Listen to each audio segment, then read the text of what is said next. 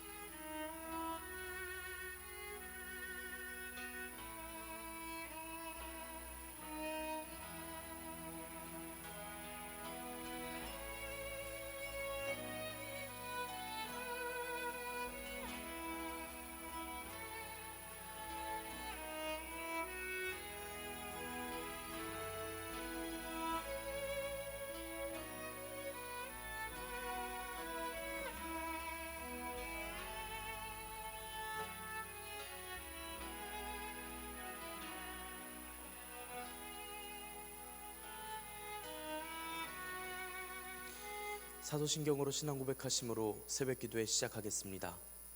전능하사 천지를 만드신 하나님 아버지를 내가 믿사오며 그 외아들 우리 주 예수 그리스도를 믿사오니 이는 성령으로 잉태하사 동정녀 마리아에게 나시고 본디오 빌라도에게 고난을 받으사 십자가에 못 박혀 죽으시고 장사한 지 사흘 만에 죽은 자 가운데서 다시 살아나시며 하늘에 오르사 전능하신 하나님 우편에 앉아 계시다가 저리로서 산자와 죽은 자를 심판하러 오시리라.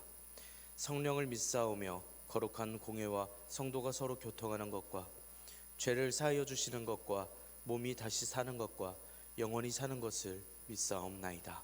아멘. 찬송가 341장 십자가를 내가 지고입니다. 십자가를 내가 지고 주를 따라 갑니다. 이제부터 예수로만 나의 보배 삼겠네.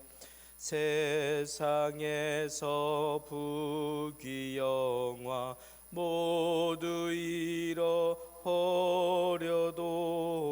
주의 평안 내가 받고 영생 복을 받겠네.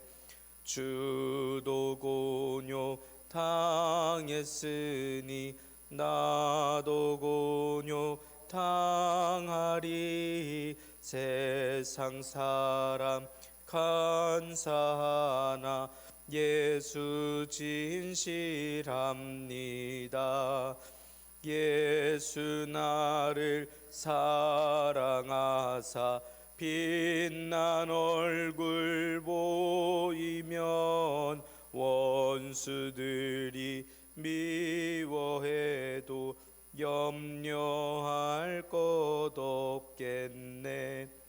내가 핍박 당할 때에 주의 품에 안기고 세상 고초 당할수록 많은 위로 받겠네.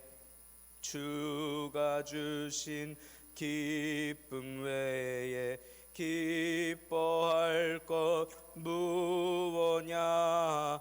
주가 나를 사랑하니 기뻐할 것뿐일세. 아멘.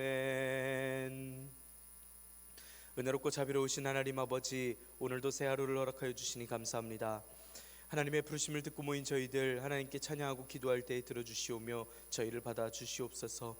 주님 앞에 올려드릴 모든 기도의 제목들이 주님 앞에 상달되기를 원합니다. 저희 찬양과 이 기도들을 들어주시기를 원합니다. 삶의 모든 문제들 중에 응답하여 주시며 저희들이 영원한 소망을 향하여 갈 수 있도록 인도하여 주시옵소서. 이 시간 주님께서 허락하신 말씀을 읽습니다. 말씀을 읽을 때 지혜를 허락하여 주시옵소서. 주님께서 알려주신 말씀들이 깨달아지고 또한 주님께서 원하시는 대로 저희들이 살아갈 수 있도록, 주님의 기쁨이 되는 저희들이 될 수 있도록 이 적은 일에 충성하여 하나님께서 기뻐하시는, 합당하게 여기시는 이들로서 살아가도록 인도하여 주시옵소서. 이 모든 말씀 우리 주 예수 그리스도의 이름으로 기도드리옵나이다. 아멘.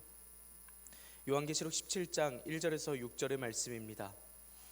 또 일곱 대접을 가진 일곱 천사 중 하나가 와서 내게 말하여 이르되, 이리로 오라. 많은 물 위에 앉은 큰 음녀가 받을 심판을 내게 보이리라. 땅의 임금들도 그와 더불어 음행하였고 땅에 사는 자들도 그 음행에 포도주에 취하였다 하고 곧 성령으로 나를 데리고 광야로 가니라. 내가 보니 여자가 붉은 빛 짐승을 탔는데 그 짐승의 몸에 하나님을 모독하는 이름들이 가득하고 일곱 머리와 열 뿔이 있으며, 그 여자는 자줏빛과 붉은빛 옷을 입고 금과 보석과 진주로 꾸미고 손에 금잔을 가졌는데 가증한 물건과 그의 음행에 더러운 것들이 가득하더라. 그의 이마에 이름이 기록되었으니 비밀이라, 큰 바벨론이라, 땅의 음녀들과 가증한 것들의 어미라 하였더라. 또 내가 보매 이 여자가 성도들의 피와 예수의 증인들의 피에 취한지라. 내가 그 여자를 보고 놀랍게 여기고 크게 놀랍게 여기니. 아멘. 오늘도 하나님께서 예배의 자리에 함께 하시는 여러분들에게 크신 은혜와 평강을 내려주시기를 원합니다. 함께 요한계시록의 말씀을 읽고 있습니다. 황제 숭배의 문제와 교회 내부의 이단의 문제, 또 음행하던 자들, 또 열정이 식은 채로 예배하는 일들로 인해서 소아시아의 일곱 교회가 어려움을 겪고 있었습니다. 요한 사도 또한 예수님을 전하는 일로 반모섬에 갇혀 있었습니다. 이때 하나님께서는 요한 사도를 환상으로 이끌어 주시고 교회들을 거니시고 붙드시는 예수님의 모습을 보여주셨습니다. 또한 천상의 모습을 보여주시고 심판의 모습들을 말씀으로써 또한 환상들로서 보여주셨습니다. 일곱 인과 일곱 나팔, 일곱 대접 재앙의 말씀들을 모두 보여주셨습니다. 일곱 번째 대접의 심판 때에는 일곱째 천사가 대접을 공중에 쏟아붓게 됩니다. 그러자 보좌에서 큰 음성이 울려납니다. 다 끝났다 라고 하는 음성이었습니다. 그리고는 천둥 번개가 치며 큰 지진이 일어납니다. 큰 성 바벨론이 세 조각으로 부서지고 온 나라의 도시들도 무너졌습니다. 하나님께서는 큰 성 바벨론의 죄악을 잊지 않으시고 하나님의 진노의 포도주잔을 그들이 들이키게 하셨습니다. 모든 섬들이 사라지고 산 악들도 자취를 감추었습니다.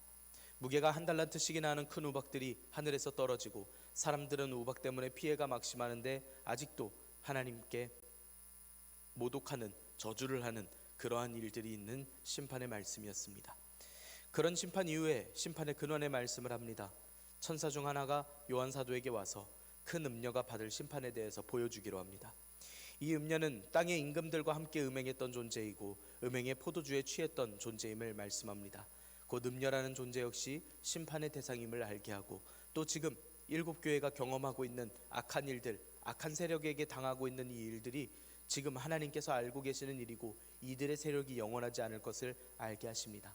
오늘 우리가 이 말씀을 통하여 확신하고 또 주님 앞으로 나아가는 우리의 마음은, 우리가 이 적은 일에 충성하며 나아가는 이 가운데에 하나님께서는 우리의 행위를 기억하시고 또한 하나님께서 이루실 일들이 있다는 것을 우리가 알고 우리의 마음을 잘 지켜 하나님께서 기뻐하시는 일들을 행하는 주님의 성도들이 되어야 한다는 사실입니다.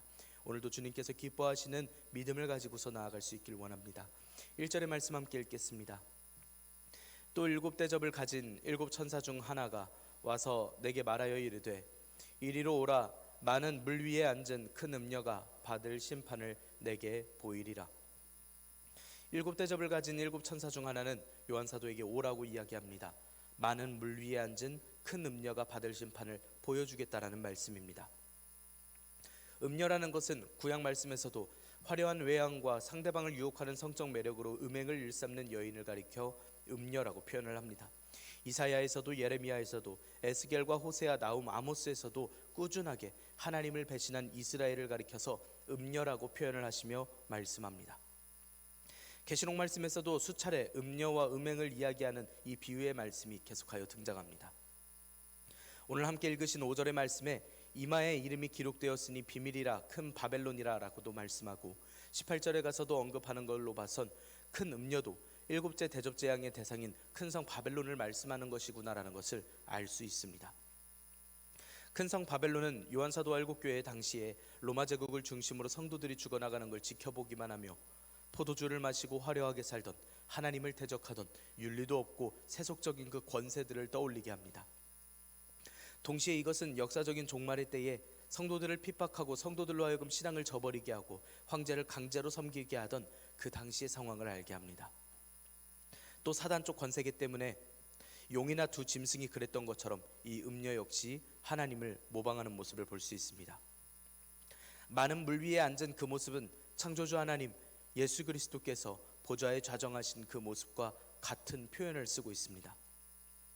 저 악한 존재가 어떤 의미를 가지고 어디까지 하나님을 모방하려고 하는지는 알 수 없지만 물 위에 앉은 모습은, 떠올리는 모습은 하나님의 보좌 앞에 수정과 같은 유리바다를 떠오르게 합니다. 음녀가 앉아있는 많은 물 위는 예레미야 51장 13절에서 많은 물가에 살면서 재물이 많은 자여 내 재물의 한계 곧 내 끝이 왔도다라고 하는 말씀과 깊은 관련이 있어 보이는 말씀입니다. 예레미야의 말씀에서도 물가에 위치한 이 성은 바벨론입니다. 그리고 이 물은 천사가 설명해 주기를 백성과 무리와 열국과 방언들이다라고 이야기하고 있습니다. 이 말씀을 듣고 있자면 여전히 하나님을 모방하면서 모독하고 있는 저 음녀의 모습을 볼 수 있고 로마의 막강한 영향력이 떠오르기도 하며 이런 악한 권세가 이제 예레미야의 말씀처럼 끝이 날 것이구나라는 생각을 떠오르게 합니다. 일곱 대접을 가진 천사의 인도에 따라서 많은 물 위에 앉은 음녀의 심판을 보게 될 요한 사도는 이 음행에 대해서 추가적인 설명을 듣습니다. 2절의 말씀 함께 읽겠습니다. 땅의 임금들도 그와 더불어 음행하였고 땅에 사는 자들도 그 음행의 포도주에 취하였다 하고, 말씀에서는 땅의 임금들은 땅에 거하는 임금들, 더불어 음행하는 이들을 말씀을 하고 있습니다. 이들은 계시록 앞부분에서도 말씀되었던 자신과 짐승을 경배하도록 유혹해서 영적으로 타락하게 만든 지상의 모든 교회를 괴롭히는 세력들을 가리켜 말씀합니다. 땅의 임금들은 바벨론과 함께 음행하였다라고 말씀을 하는데 계시록 14장 8절이 떠오르는 말씀입니다.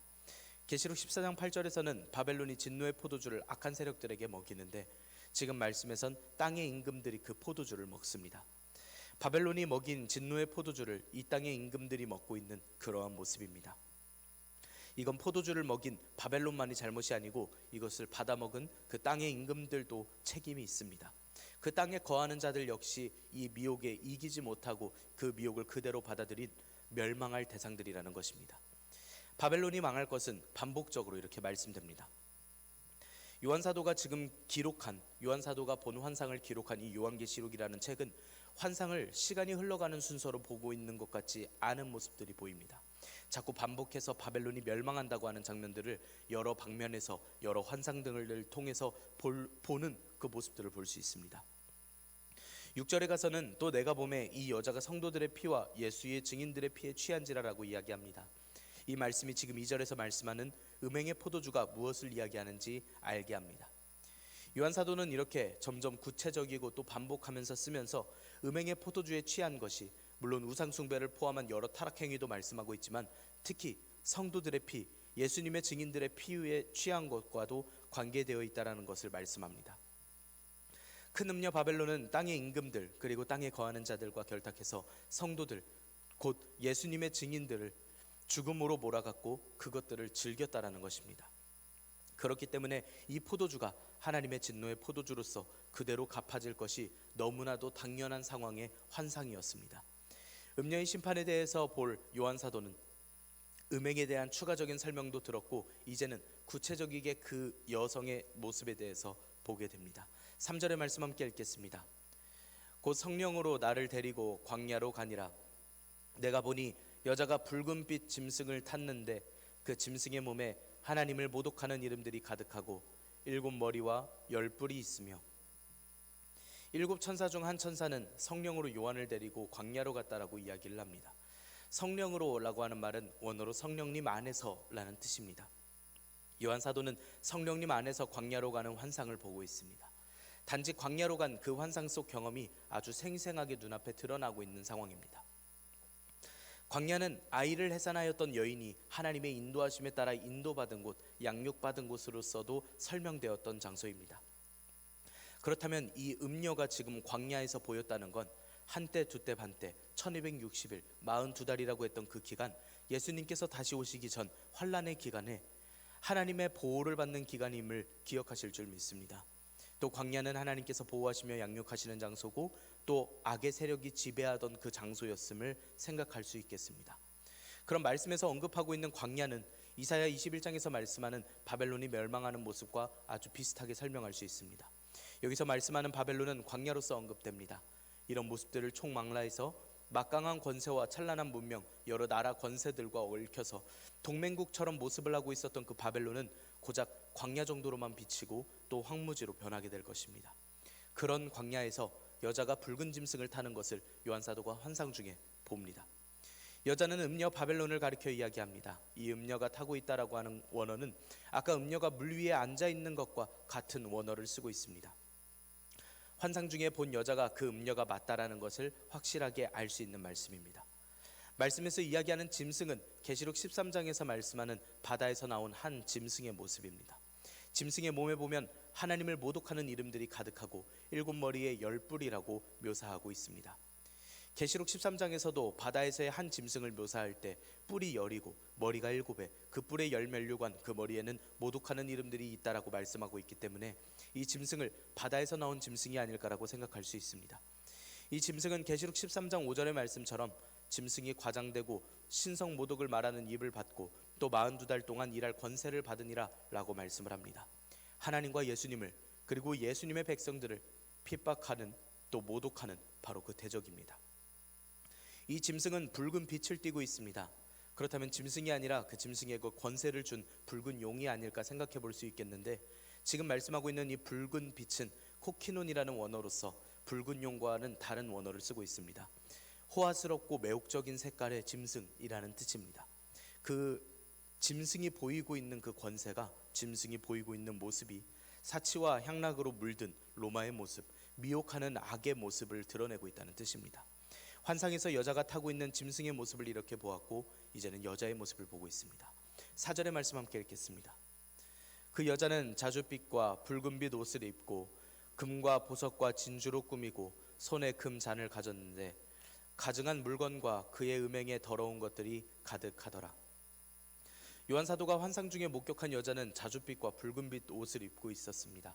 여자도 붉은빛 자줏빛의 옷을 입고 있습니다. 짐승의 색깔처럼 호화스럽고 사치스러운 그 색깔의 옷을 입고 있습니다. 요한사도 당시에 로마에서도 이 색상의 옷감을 지어 입자 하면 막대한 비용이 소모되었습니다. 우리에게 주어진 아름다운 색의 옷은 무엇인가라고 생각을 하자면 승리한 천상교회의 하얀 옷이 있습니다. 하나님께서 제단 아래에서 탄원하고 있던 이들에게 피 흘려 기다리고 있던 이들에게 기다리라고 주셨던 하얀 옷입니다. 예수님의 순결한 신부가 입을 옷은 빛나고 깨끗한 세마포임을 우리가 기억해야 합니다.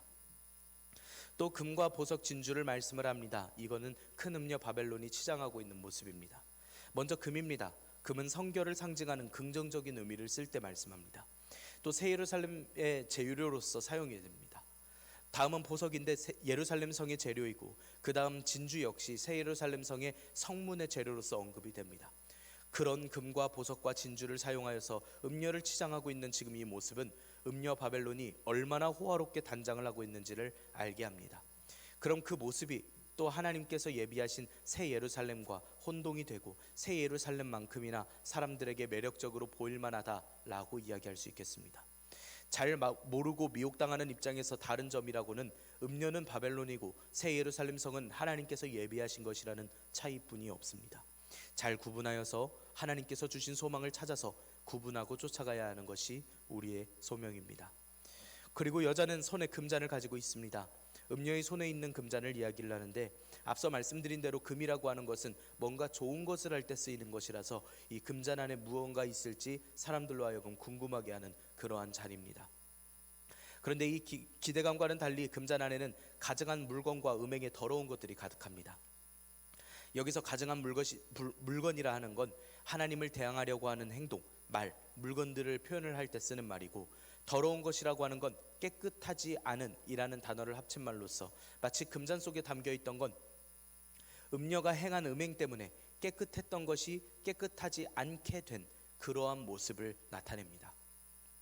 즉 음행의 더러운 것이라고 하는 건 우상 숭배 때문에 도덕적 영적으로 타락한 모습을 형상화하고 있는 모습입니다. 음녀는 겉으로 화려하게 치장을 했지만 그 속에는 가증한 물건과 음행의 더러운 것들로 가득 차 있는 겉과 속이 다른 그런 모습을 보여주고 있습니다. 그리고 세상의 많은 사람들이 그런 금잔을 보며 그 금잔에 무엇이 있는지를 궁금해하고 그 금잔을 자기도 받기를 원하겠지만 사실 그 금잔을 들여다보면 그런 더러운 것들로 가득 차 있다는 것입니다.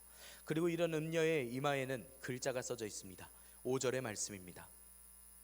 그의 이마에 이름이 기록되었으니 비밀이라 큰 바벨론이라 땅의 음녀들과 가증한 것들의 어미라 하였더라. 음녀의 이마에는 이름이 써져 있습니다. 이마에 무언가 이름이 써져 있다는 건 땅과 땅에 거하는 자들이 교인이 아니라 짐승에게 속한 존재라는 것을 표시하는 짐승의 표를 떠올리는 그 말씀입니다. 말씀에서 말하는 음녀의 이마에 이름이 기록되었다라는 말은 요한 사도 당시에 로마에 있었던 고급 창기들이 자신의 이름을 쓴 머리띠를 그들의 이마에 둘렀었습니다. 그럼 일곱 교회가 이 말씀을 들을 때면 저렇게 휘황찬란 모습을 하고 새 예루살렘 같은 모습을 하고 있을지 몰라도 결국은 저 뛰어난 외양을 가진 바벨론은 결국 창기에 불과하다라는 생각을 할 수가 있고, 말씀 중에 짐승의 표를 받은 자라고 저들을 구분해야 되겠다라는 마음을 갖게 됩니다. 이름이 써져 있는데 그 이름은 비밀이라고 합니다. 그 이름이 왜 비밀이라 하냐면 이것을 알려주시는 크신 권세에 의해서 알 수 있게 됩니다.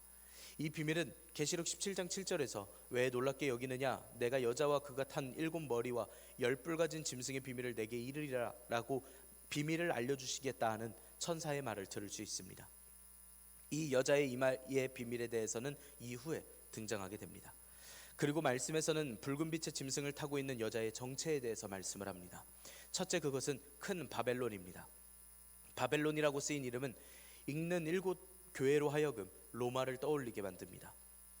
로마가 바벨론처럼 사치와 부패 또 절대적인 권력을 가지고 있고 신성모독을 하고 있었기 때문입니다. 그리고 하나님을 경배하는 이들을 무자비하게 탄압하고 있었으며 그들의 목숨을 앗아가기까지 하고 있었습니다. 그렇기 때문에 충분히 로마는 바벨론의 이름으로 불리고 생각될 수 있습니다. 음녀 바벨론과 짐승은 모두 로마의 이미지로서 보이곤 합니다. 여자의 정체, 둘째는 음녀, 바벨론은 땅의 음녀들과 가증한 것들의 어미라고 이야기를 합니다. 어미라 하였더라라고 하는 말씀을 원어로 보면 바벨론은 땅의 음녀들의 어미요 땅에 가증한 것들의 어미이다 라고 읽힙니다. 어미라고 하는 말은 아이를 낳고 양육하는 사람을 뜻하는데 이것은 사치와 부패, 제국적인 권력을 추구하는 성향, 곧 그 자체가 바벨론, 로마를 뜻하고 있는 듯한 그러한 말씀입니다. 이렇게 로마가 계시록 18장 2절에서 말씀하듯 신의 처소와 각종 더러운 영이 모이는 곳과 각종 더럽고 가증한 새들이 모이는 곳이라고 이해가 될 수 있습니다. 요한 사도는 또 보기를 이 음녀의 상태를 봅니다. 이 음녀의 상태를 보았을 때 아주 크게 놀랍니다. 6절의 말씀 함께 읽겠습니다. 또 내가 보매 이 여자가 성도들의 피와 예수의 증인들의 피에 취한지라 내가 그 여자를 보고 놀랍게 여기고 크게 놀랍게 여기니. 요한 사도가 보고 있는 환상 중에 화면이 전환되어서 그 환상이 보이는데 이때 보이는 것은 여자가 성도들의 피와 예수님의 증인들의 피에 취해 있는 모습이었습니다. 그 피에 취해 있는 모습은 마치 술을 좋아하는 이들이 술을 마시는 듯했고 그 결과 피에 취해 있는 모습을 드러내고 있는 것입니다. 요한 사도는 음녀가 계속 취해 있는 상태라는 것을 말씀을 하고 술을 좋아하는 이들이 술을 한두 잔만 마시지 않듯이 대량으로 자꾸 성도들을 학살하고 그 대량으로 학살을 하고 있는 그 모습 자체를 말씀하는 듯합니다. 성도들에서부터 쏟아진 다량의 피를 이 음녀가 즐기고 있는 것입니다. 그것이 성도들과 증인들의 피에 취해 있다라는 말씀입니다. 성도들과 예수님의 증인들은 같은 부류의 사람들입니다. 이들은 예수님의 성육신과 죽음, 부활, 승천에 대한 증인으로서 그런 증거 때문에, 그런 증언하는 일 때문에 결국은 순교하게 되는 이들입니다. 그럼에도 불구하고 이 증인 성도들은 마치 별개 다른 무리를 가리키듯이 나누어 가면서 구분하며 이야기를 하는 것은 고발할 때 아주 구체적이게 일러 바치듯이 엄숙하게 고발하는 듯한 그러한 생각을 하게 합니다. 피에 취한다라는 건 피와 포도주의 색이 같기 때문에 환상 중에 봤더라도 그 피에 취했다라고 이야기를 하는 게 어느 정도 상징으로서 이해를 할 수 있습니다. 이런 환상을 본 요한 사도는 그 모습을 보면서 매우 신기하게 생각합니다. 놀랍게 여기고 또 크게 놀랍게 여겼다라고 이야기를 하는데, 놀랐는데 아주 놀란다라는 말씀으로써 요한 사도가 느낀 감정을 그대로 말씀합니다. 요한 사도가 이렇게까지 놀라고 있는 건 분명 7대접을 가진 7천사 중 하나가 와서 이리 와라, 물 위에 앉은 큰 음녀가 심판받는 것을 보여주겠다라고 해서 간 것인데, 큰 음녀가 심판받는 것을 보러 갔더니 심판받는 모습이 아니라 그런 휘황찬란한 모습에 성도들과 예수님의 증인들의 피를 즐기며 마시며 승리의 축배를 들고 있는 듯한 그런 음녀의 모습을 보고 있기 때문입니다. 7인과 7나팔과 7대접의 심판을 다 목격한 요한 사도로서 당연히 저 여인이, 저 바벨론이 멸망하는 모습을 봤어야만 했는데, 하나님을 모방하고 모독하고 있는, 또 그 증인들과 성도들을 핍박하기를 즐거워하고 있는 저 음녀를 보니 얼마나 놀랍겠습니까? 세상은 이를 세태를 보며 말할 것입니다. 이게 바로 세상의 현실이고 이것이 영원한 악의 세력이라 이야기를 할 것입니다. 7교회는 이 말씀에 해당하는 현실을 보면서 말할 것입니다. 이것이 현실이 맞긴 하지만 저들이 영원하지 않을 것이라는 것을 말씀할 수 있습니다. 하나님께서는 천사를 통해서 요한 사도에게 분명히 말씀하여 주시길, 저 악한 권세의 끝이 분명히 있을 것이라고, 저 영원할 것 같은 권세는 무너지고 새하늘과 새 땅 새 예루살렘의 약속을 허락하여 주시며 끝까지 남은 자들, 이긴 자들, 이런 악한 권세에서 끝까지 순교하고 예수님의 믿음을 지킨 이들이 로마와 미혹하는 것과 거짓 선지자와 여선지자들, 미지근한 믿음들을 다 제쳐두고 이제 그 천국을 누릴 것을 약속하여 주시겠다라는 말씀입니다. 오늘 저와 여러분들이 읽은 말씀은 짧은 말씀입니다. 도중에 끊어진 말씀입니다. 그 악한 권세가 아주 영원할 것처럼, 그 악한 권세가 아주 강력하고 휘황찬란하고 미혹당할 것처럼 묘사하는 그런 말씀뿐입니다. 하지만 저 악한 권세는 영원하지 않을 것을 이 환상을 통하여 말씀합니다. 하나님께서 요한 사도를 통해 7교회에게 분명히 알려주십니다. 오늘날 이 말씀을 통해 저 여러분들에게 분명히 알려주십니다. 저 악한 권세가 영원하지 않을 것이라는 겁니다. 저들의 모습은 모방하고 미혹하는 모습일 뿐입니다. 오직 하나님의 말씀만, 오직 하나님께서만, 오직 하나님의 약속만 영원합니다. 뭔가 모방하고 있고 뭔가 모자라고 뭔가 끝이 다가오고 있는 저 악한 권세가 그저 저 7교회 당시의 로마만을 뜻하지 않습니다. 오늘날 우리에게 닥칠 모든 권세들 혹은 우리가 겪고 있는 악한 일들을 떠올리게 합니다. 7교회가 이 참담해 보이는 듯한 말씀을 듣고 믿음의 길 위에 바로 섰듯이 오늘 우리가 우리의 믿음을 방해하는 모든 권세들을 향해서 그 권세들이 교회를 나가지 못하게 하는 전염병, 사람들의 눈치, 나라의 경계일 수도 있겠고, 우리를 바쁘게 하는 상황들, 마음을 어렵게 하는 주변인들, 지치고 힘들게 하는 무기력하게 만드는 피곤함일 수도 있겠고, 또 우리 몸속에 있는 아픈 병들일 수도 있겠습니다. 또한 학업관, 사업관에는 주님의 뜻대로 결정하지 못하게 하는 그런 악한 유혹들일 수도 있겠습니다. 이 모든 일들에 있어서 우리는 주님의 방법대로, 주님께서 기뻐하실, 인도하시는 대로 선택하면서 우리가 살아갈 수 있기를 원합니다. 우리가 구분하여서 하나님께서 원하시는 거룩함을 우리가 지켜 행할 수 있기를 원합니다. 예수님께서는 우리의 행위를 다 아시고 7교회를 거니셨습니다. 7교회를, 그 사도들을 붙들고 계셨습니다. 오늘 우리와 동행하여 주시며 칭찬하시고 책망하시며 돌아오기를 기다리시고 저 악한 권세를 향해서 최후 심판을 준비하고 계시고 저들을 멸하실 날이 머지 않았다라는 것을 오늘 말씀을 통하여서도 저 여러분들에게 충분히 말씀하여 주신 줄 믿습니다. 우린 그날을 향해서 아멘 주 예수여 어서 오시옵소서 기도하며 소망하며 오늘 하루를 또 최선을 다하여 버텨내야 할 줄 믿습니다. 오늘 하루도 주님의 이름으로 승리하시기를 바랍니다. 끝까지 이기는 자들 되시기를 간절히 소망합니다. 기도하겠습니다. 은혜롭고 자비로우신 하나님 아버지, 저희들에게 은혜와 평강과 소망을 허락하여 주시니 감사합니다. 악의 세력이 심판받는 것을 보여주는 천사의 이야기를 듣습니다. 미혹하고 모방하는 악한 세력이지만, 오늘날 기승을 부리는 악한 세력들의 모습이지만 하나님께서 기억하여 주시고 저희를 붙드시고 인도하여 주실 줄 믿습니다. 하나님, 저희들 오늘 살아갈 때에 분별할 수 있도록 지혜를 허락하여 주시옵소서. 요한 사도가 환상을 볼 때 성령님 안에서 보았듯이 오늘을 살아갈 때에 저희들이 성령님 안에서 살아가는 믿음과 또한 인도하심을 주님 허락하여 주시옵소서. 저희 눈에는 두려운 세력, 영원해 보일 수도 있는 세력이지만 땅에 사는 사람들은 믿을 수 없다라고 이야기를 하겠지만 오직 진리이신 하나님께서 영원한 왕이심을 고백하고 찬양하는 믿음과 지혜와 인내와 담대함을 저희들에게 허락하여 주시옵소서.